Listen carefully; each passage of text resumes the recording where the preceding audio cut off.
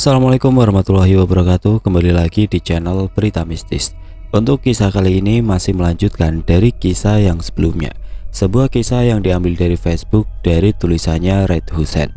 Sebuah kisah yang berjudul Liang Lahat. Sebelum kita masuk ke ceritanya, tekan dulu tombol like video ini dan jangan lupa tekan juga tombol subscribe channel ini dan nyalakan juga lonceng notifikasinya agar tidak ketinggalan cerita-cerita lain dari channel ini. Dan bagi teman-teman yang ingin membaca langsung ceritanya, nanti silahkan saja kunjungi linknya yang nanti akan saya sertakan di kolom deskripsi. Dan seperti apa untuk kelanjutan kisah ini? Langsung saja kita simak berikut ini.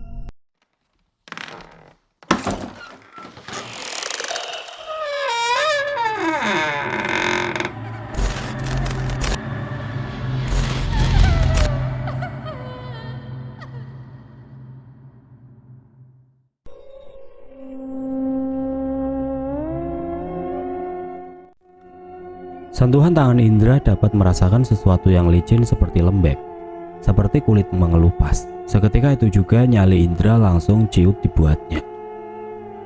"Aku jalan gak lihat apapun, mataku merem," kata Indra. Sepanjang jalan Indra tidak berani membuka matanya dan membiarkan sosok mayat itu bertengger di punggungnya. Sementara kedua tangan Indra tetap berada di paha, tidak berani untuk mengusik sosok mayat tersebut. Tidak berhenti di situ saja. Indra kembali dikejutkan oleh sesuatu yang membuat seluruh tubuhnya merinding. Entah itu karena dipermainkan oleh pikirannya sendiri atau memang sesuatu yang nyata. Karena secara tiba-tiba dalam pikiran Indra terlintas bayangan anak kecil. Indra sendiri dapat menggambarkan betapa mengerikannya anak kecil tersebut. Lehernya hampir putus. Wajah anak kecil itu menengadah ke atas, sementara kerongkongannya robek dan menganga lebar. Sebisa mungkin Indra mencoba menepis semua bayangan yang ada dalam pikirannya. Tapi secara tiba-tiba jari kelingking Indra ada yang menggenggam. "Kamu tahu, Sal, begitu aku membuka mata, ternyata sosok anak kecil itu ada di sampingku dengan perwujudan yang sama. Ya, seperti yang ada dalam pikiranku." Lengkap sudah penderitaan Indra saat itu. Di belakangnya menggendong sosok mayat dan di sampingnya menggandeng sosok anak kecil. Belum lagi ditambah oleh bau tidak sedap yang menyeruak menusuk hidung. Indra hanya bisa pasrah.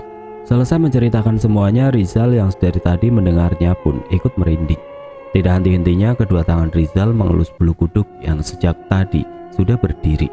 Rasanya kejadian yang dialami oleh Indra tidak jauh beda seperti kejadian yang dialami oleh dirinya sendiri. "Jujur saja, Indra, aku menyesal ikut kalian. Seandainya aku tidak ikut, mungkin saat ini sedang tidur nyenyak," kata Rizal. Di sela-sela perbincangan mereka masih dirundung ketakutan. Tiba-tiba pandangan Rizal dikejutkan oleh lelaki tua memakai sorban tengah menatap dirinya. Dari tatapan kedua matanya, Rizal dapat merasakan bahwa lelaki tua itu bukanlah orang sembarangan.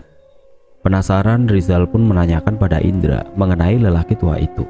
Mungkin saja Indra tahu nama lelaki tua tersebut. "Gak tahu, Zal. Aku belum bertamu ke rumahnya. Memang sih, dari kemarin tatapan matanya aneh, tapi aku yakin dia orang baik. Lihat saja dari raut wajahnya, sepertinya memancarkan cahaya ketenangan," kata Indra. Setelah istirahatnya dirasa cukup lama, Indra mengajak Rizal masuk ke rumah Busro. Sebelum bangkit dari tempat duduk, sejenak Rizal memperhatikan sekeliling. Di antara dua rumah yang berdampingan memang terlihat sangat jauh berbeda. Rumah yang ditempati lelaki tua itu terlihat nyaman, sementara rumah Busro terlihat menyeramkan dan terkesan angker. "Ayo, Zal." Rizal bergegas menghampiri Indra yang sudah berada di halaman rumah. Sesampainya di depan pintu dan saat hendak mengetuk, Rizal melirik ke sebelah rumah. Dilihatnya lelaki tua itu masih saja menatap Rizal.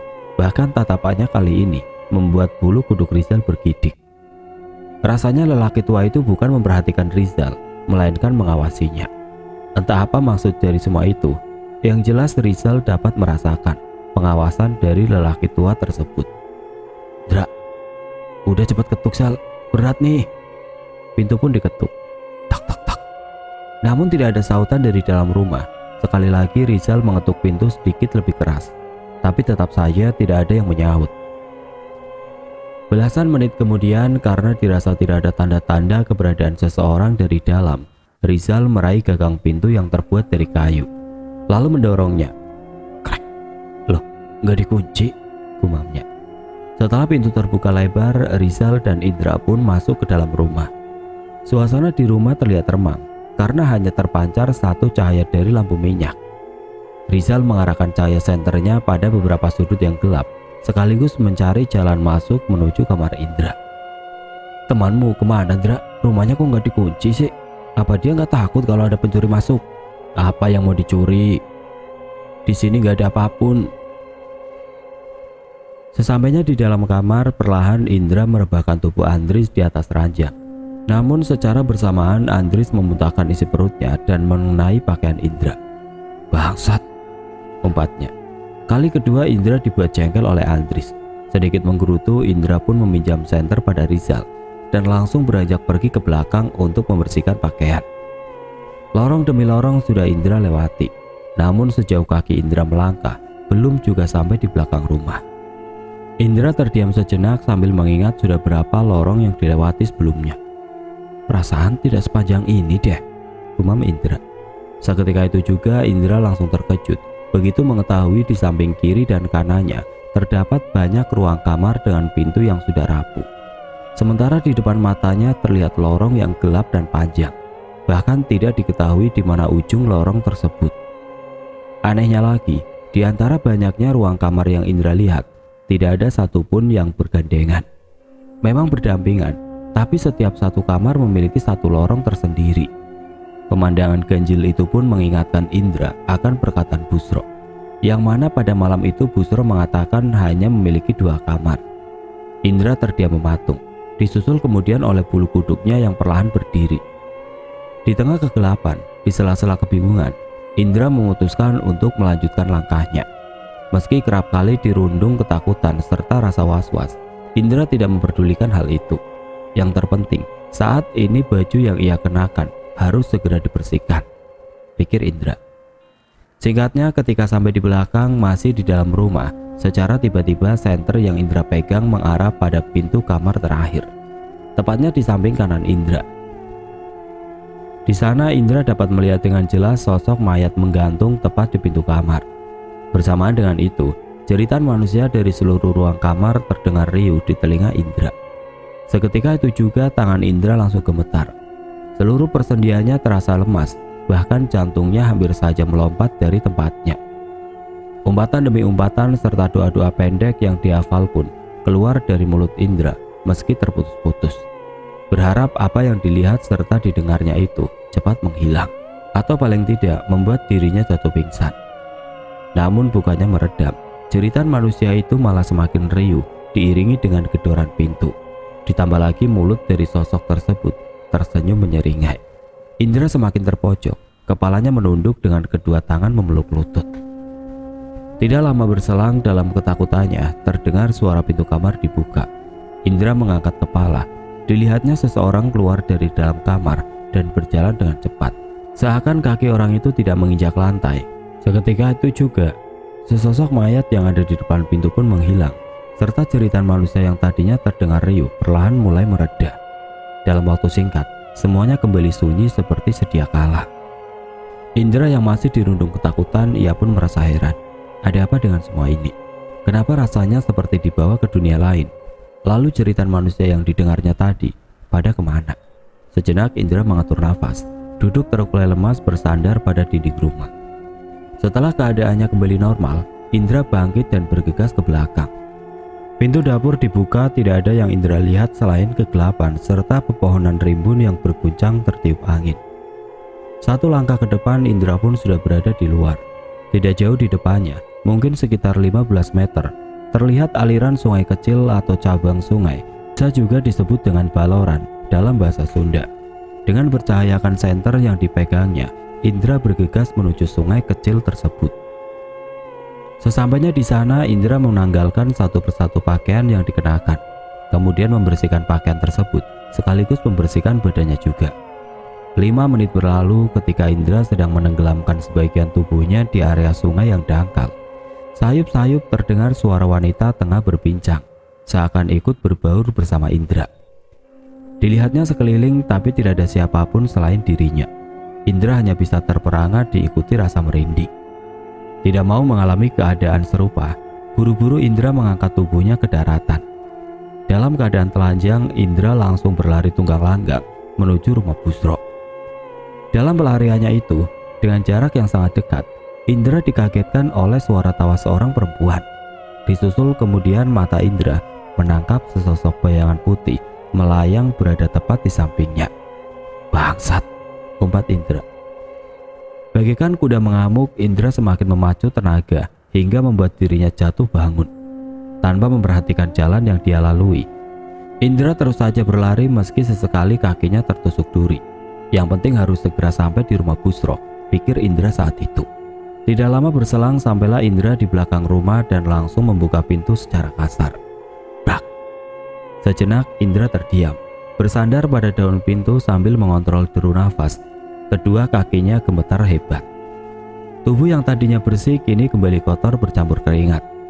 Masih dalam keadaan syok, dengan langkah gontai Indra berjalan menuju kamarnya. Kali ini, tanpa Indra sadari lorong yang dilewati tidak begitu jauh, tidak seperti sebelumnya. Hingga sampai di dalam kamar, Indra melihat Rizal tengah memijat pundak Andris. "Temanku belum pulang, Zal?" tanya Indra. Rizal mengangkat wajahnya, mengarahkan pandangannya pada Indra. "Belum, itu layu amat kedinginan ya. Aku dikejar-kejar setan, Zal." Indra berusaha menjelaskan, namun baru beberapa kata keluar dari mulut Indra, tiba-tiba Rizal memotongnya. "Yang aku tanyakan, anumu kenapa layu begitu? Merasa ketakutan juga?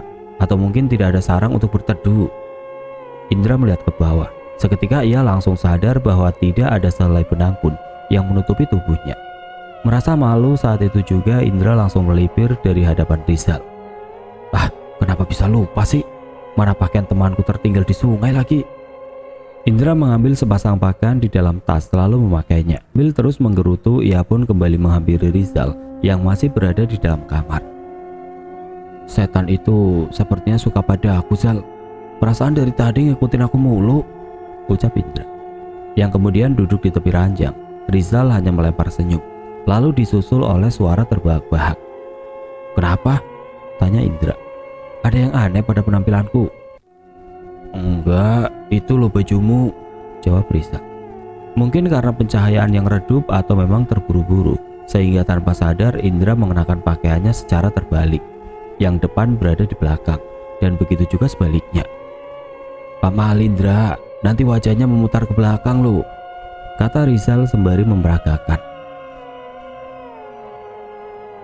Walau perkataan Rizal terkesan bercanda, rasanya tidak nyaman juga jika mengenakan pakaian secara terbalik. Namun meski begitu, Indra tidak memperdulikan perkataan Rizal. Tidak terasa malam semakin larut. Mereka berdua masih asik mengobrol sembari menunggu kepulangan Busro. Saking asiknya, Indra dan Rizal tidak menyadari bahwa sejak pagi perut Andris belum terisi apapun. Hingga pada akhirnya, tanpa sengaja tangan Rizal menyenggol jari jemari Andris yang terasa dingin dan kaku. "Andris," gumam Rizal lalu menoleh. Seketika itu juga Rizal langsung terkejut begitu mengetahui bahwa Andris sudah tidak sadarkan diri. Seluruh tubuh Andris terasa kaku, layaknya orang mati. Rizal dan Indra hanya beradu pandang dalam kepanikan. Sesaat kemudian di tengah kepanikan, Rizal berniat mencari bantuan. Tapi pada siapa? Sementara rumah-rumah penduduk berada jauh dari rumah Busro. Saat itu pula, Rizal teringat akan seseorang yang menempati rumah sebelah. "Tunggu di sini, Dra. Jaga Andris," ucap Rizal dan langsung bergegas. Prak! Pintu depan terbuka. Suasana di luar tampak sunyi dan gelap tanpa ada sedetik cahaya apapun. Rasanya malam ini bulan ataupun bintang seakan enggan untuk memancarkan cahayanya. Saat hendak melangkahkan kaki keluar rumah, tiba-tiba pandangan Rizal tertuju pada siluet hitam berdiri di tepi jalan. Meski dalam kegelapan, mata Rizal dapat melihatnya karena jarak yang tidak terlalu jauh. Entah itu manusia atau bukan, yang jelas Rizal tidak menghiraukannya. Dengan diiringi rasa takut dan sedikit berlari, Rizal menghampiri rumah yang ada di sebelah itu. Sesampainya di sana, Rizal langsung mengetuk pintu dibarengi dengan salam. Tidak lama kemudian pintu pun terbuka. Keluarlah sang pemilik rumah yang belum diketahui namanya. "Ada apa bertamu tengah malam begini?" Tanya sang pemilik rumah sambil tersenyum. Seketika itu juga Rizal langsung merinding. Begitu melihat ada keganjilan dari senyuman sang pemilik rumah. Selain itu, tatapan matanya juga terlihat sangat menyeramkan. Rizal berangsur mundur satu langkah. Melihat tingkah Rizal yang seakan ketakutan, pemilik rumah itu pun berkata, "Mendekatlah, jelaskan apa yang terjadi hingga memaksamu datang ke rumah ini." Sambil menghela nafas dalam-dalam, Rizal memperkenalkan namanya terlebih dahulu. Kemudian mengutarakan maksud serta tujuannya. Setelah mengutarakan semuanya, Rizal berharap pada orang yang ada di hadapannya ini agar bisa membantu. "Kenapa dua temanmu tidak sekalian dibawa kemari?" Pak," jawab Rizal gugup. "Baiklah, saya mengerti. Ayo, antar saya ke sana." Merasa tidak sopan jika harus membelakangi orang yang lebih tua darinya, Rizal mempersilahkannya terlebih dahulu. Sambil berjalan, orang itu pun memperkenalkan namanya.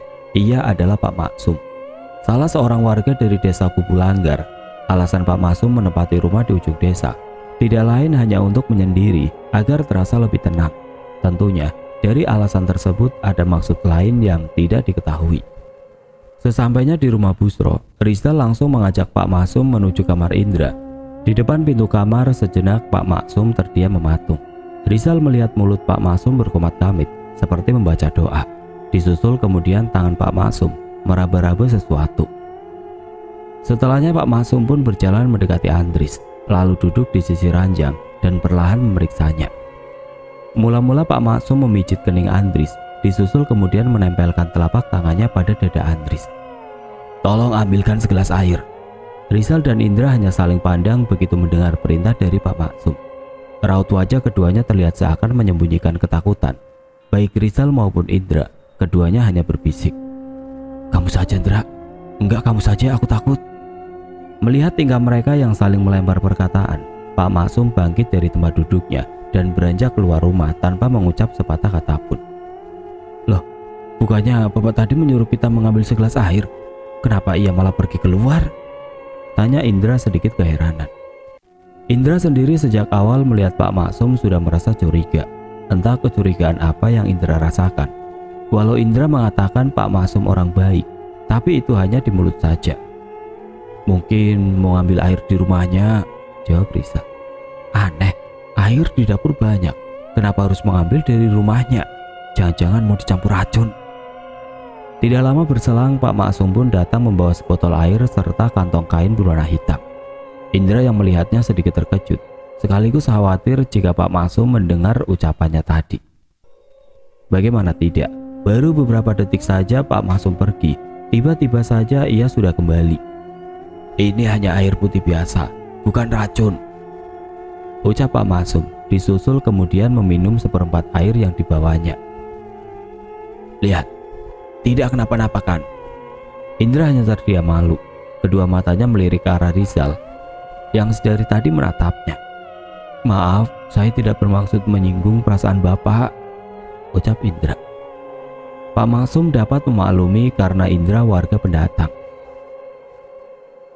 Selain itu, memang bagi setiap orang yang baru melihat Pak Maksum, pastinya akan curiga.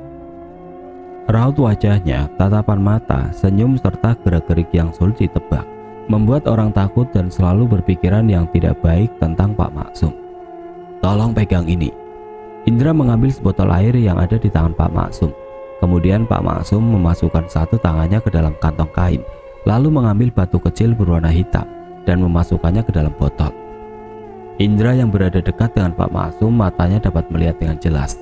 Saat batu kecil itu masuk, air yang ada di dalam botol seketika bergejolak, bahkan mengeluarkan kepulan asap. Kedua tangan Indra sedikit gemetar memegangi botol tersebut.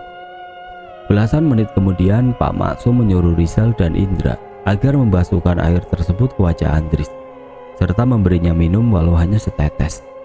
Sementara Pak Maksum sendiri, ia hanya berkeliling pada sudut-sudut kamar, seraya membaca doa. Indra dan Rizal hanya menurut saja, tanpa berkomentar apapun. Setelah mengelilingi sudut ruangan, Pak Maksum kembali berdiri di samping Andris yang masih belum sadarkan diri. Kembali Pak Maksum membaca doa lalu meniupkan pada kedua telapak tangannya. Secara perlahan Pak Maksum mengusap wajah Andries dan diakhiri dengan meludah ke sebelah kiri. Selesai mengobati Andries, Pak Maksum mendekati Indra dan Rizal, lalu mengajak mereka agar tidur di rumahnya. "Tidak bisa, Pak," tolak Indra. "Kalau kami tidur di rumah Bapak, lalu siapa yang menjaga teman saya?" "Temanmu, sudah ada yang menjaga, jangan khawatir." Indra tetap menolak. Ia tidak mau jika nantinya terjadi sesuatu pada Andries, apalagi saat ini Andries belum sadarkan diri walau sudah diobati. "Baiklah, saya tidak akan memaksa." Pak Maksum merogoh sakunya dan mengeluarkan 2 buah gelang yang terbuat dari akar yang sudah mengering, lalu memberikannya kepada mereka. Entah apa kegunaan gelang tersebut, yang jelas Pak Maksum hanya menyuruh mereka agar memakainya. Tidak lama kemudian Pak Maksum pun pamit. Sebelum melangkahkan kakinya keluar, Pak Maksum berpesan pada Indra dan Rizal agar tidak membuka pintu sampai pagi menjelang. Indra dan Rizal hanya mengangguk bertanda mengerti.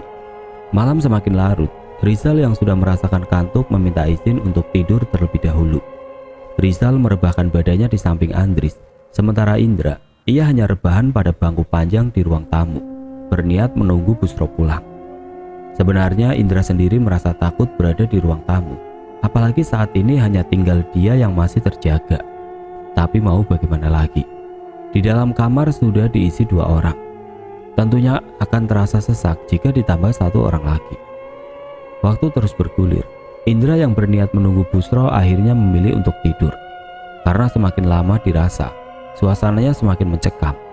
Belasan menit setelah mata Indra terpejam, tiba-tiba saja gelang yang Indra pakai terjatuh.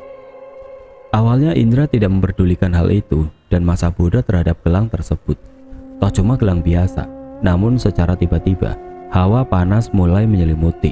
Disusul kemudian sentuhan tangan menggerayangi tubuh Indra. Merasa tidak nyaman, Indra yang baru setengah tertidur memaksa membuka kedua matanya. Seketika itu juga, Indra langsung bergidik. Begitu mengetahui bahwa di sekelilingnya tidak ada siapapun, Indra hanya celingukan sambil memegangi bulu kuduknya. Tidak lama berselang, dari arah depan terdengar suara seseorang memanggil. Indra yang kala itu tengah dirundung ketakutan, merasa ragu untuk membuka pintu. Tapi di lain sisi, Indra merasa khawatir jika seseorang yang berada di luar itu adalah Busro. Sejenak Indra menghela nafas, menepis rasa takutnya dan memutuskan untuk membuka pintu.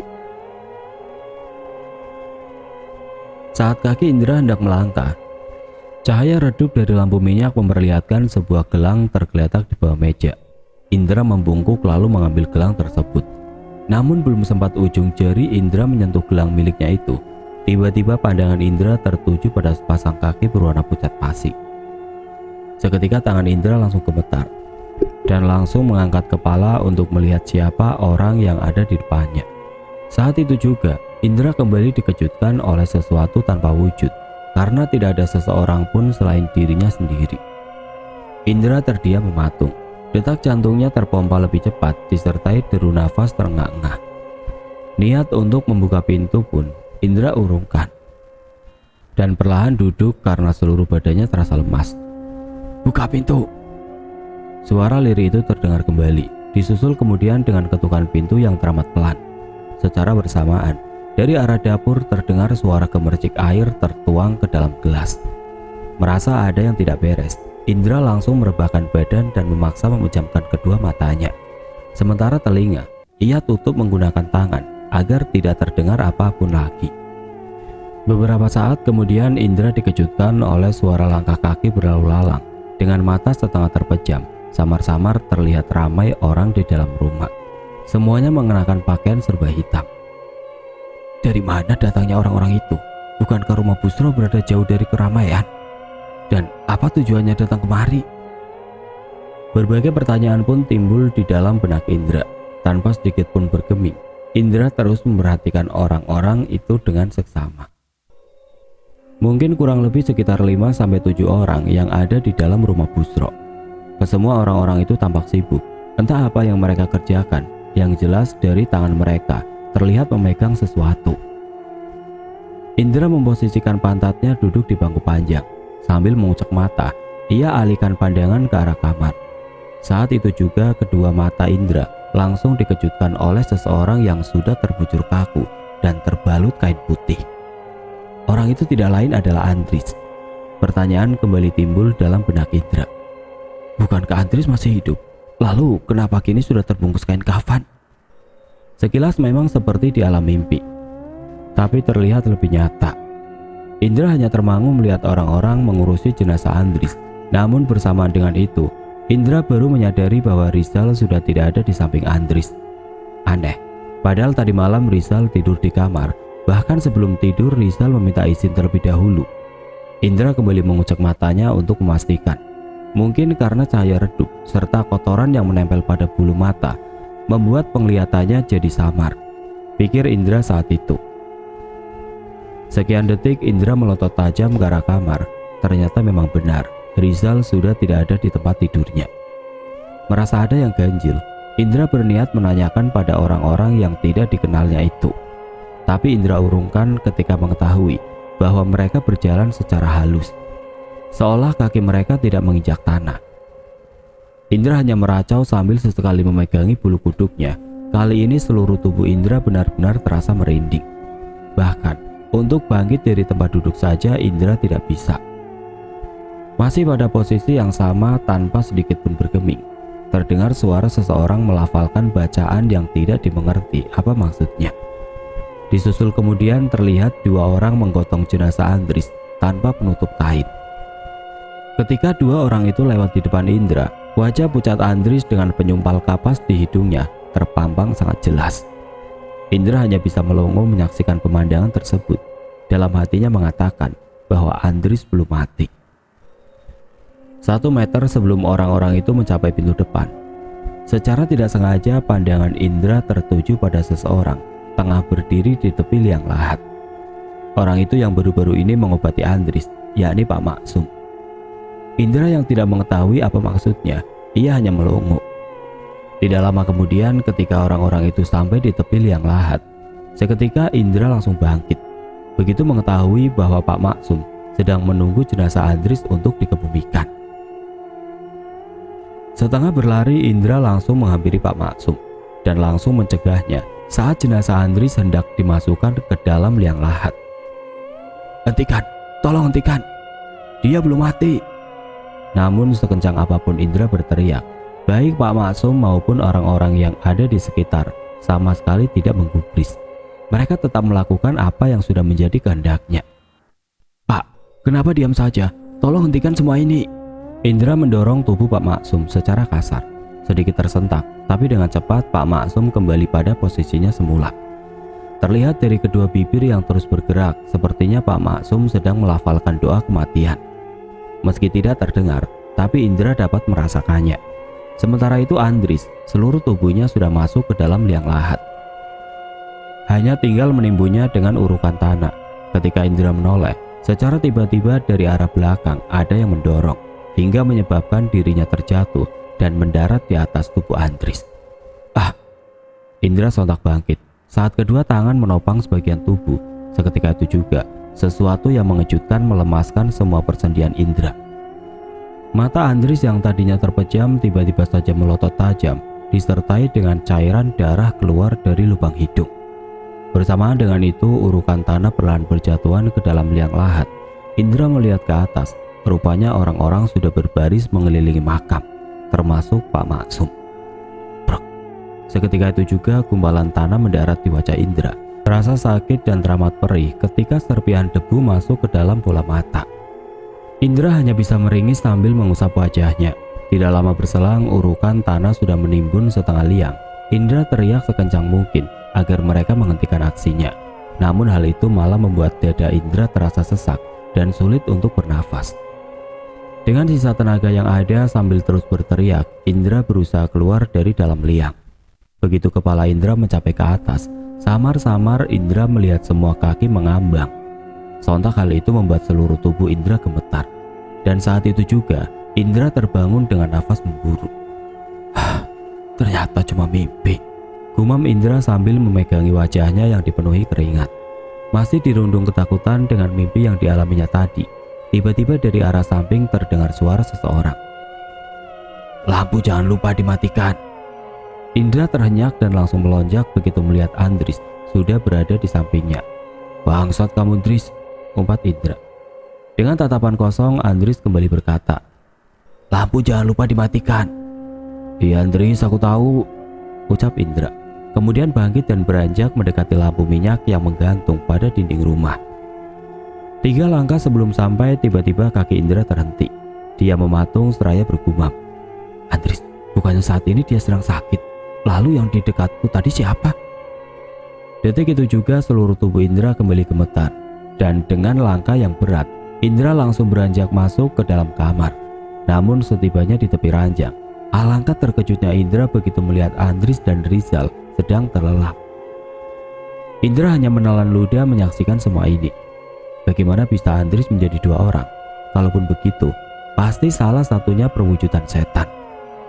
Dengan diiringi rasa takut, Indra pun menoleh ke arah ruang tamu. Di sana yang terlihat bukan lagi Andris, melainkan sesosok pocong tengah membelakangi dia. Melihat pemandangan yang teramat menyeramkan itu, tidak ada yang bisa Indra lakukan selain berpura-pura pingsan. Tapi untungnya sosok pocong itu langsung menghilang hanya dalam sekejap mata. Singkatnya, pagi pun tiba. Rizal terbangun dari tidurnya. Sembari menguap, Rizal turun dari ranjang. Namun tanpa sengaja salah satu kakinya menginjak kepala seseorang. Sedikit terhenyak, Rizal melihat ke bawah. Rupanya yang dia injak adalah kepala Indra. "Wah Indra, buset ya, ngapain kamu tidur di bawah?" Indra hanya bergeming menikmati alam mimpinya. "Pindah ke ranjang, Indra, pakaianmu kotor semua tuh." "Apa sih Sal, ganggu aja." Sedikit menggeliat, Indra membuka kedua matanya. Kemudian bangkit melihat-lihat sekeliling seperti orang kebingungan. "Kok aku bisa di bawah?" "Sudah, jangan kayak orang linglung begitu. Ayo antar aku ke sungai." "Jam berapa sekarang Sal?" "Nggak tahu, di rumah ini nggak ada jam." Rizal menarik tangan Indra dan membawa ke belakang rumah menuju sungai kecil. Namun saat tiba di ruang tengah, Indra menghentikan langkahnya. "Jangan lewat belakang Sal, mending lewat depan saja, lebih dekat." Oke teman-teman, sampai di sini dulu ceritanya. Nantikan kelanjutan kisah ini di video berikutnya. Agar tidak ketinggalan, klik tombol subscribe channel ini dan nyalakan lonceng notifikasinya. Wassalamualaikum warahmatullahi wabarakatuh.